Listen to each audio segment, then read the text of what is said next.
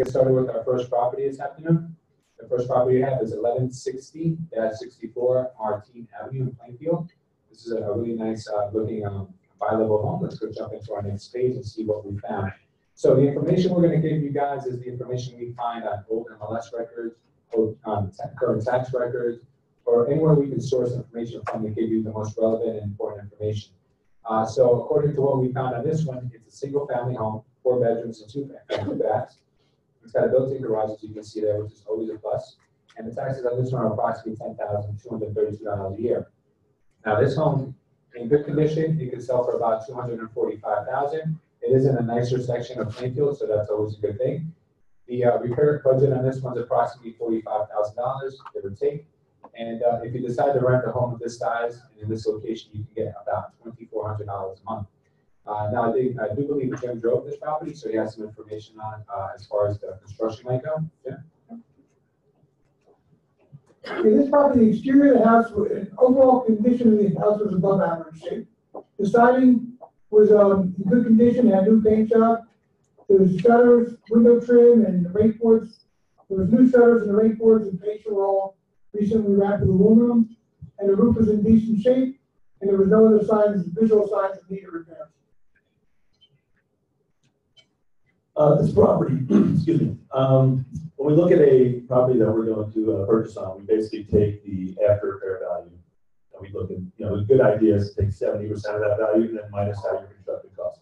If you do that for this property, you're going to want to purchase this property for around, anywhere between like $130,000 and $155,000 to make it a really good investment based on those numbers. So that's a pretty good metric to use, which I'll probably go over again.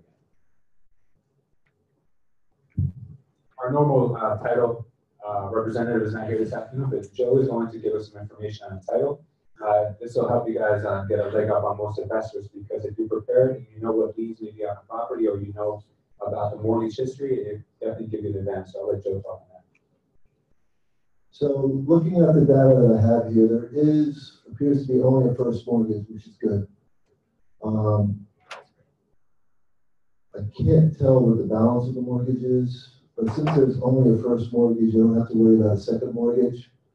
Sometimes when you have these properties that have a first and a second, you have to be aware when you go to the sheriff's sale to make sure that it's not the second mortgage that's foreclosing.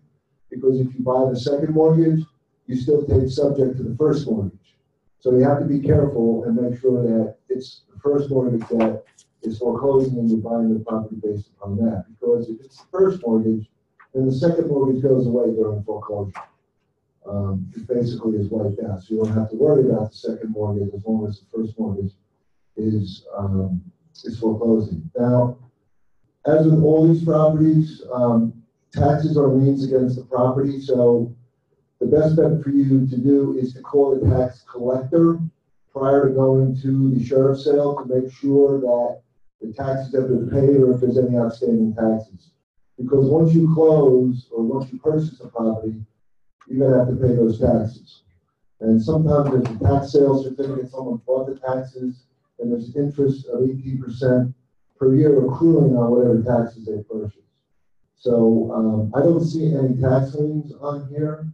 So and the first mortgage was for $271, and it looks like it was back in 13. So it's probably pretty darn close to the 270 right now. That's an outstanding balance, maybe a little bit more. Okay, thanks. Thank you, John.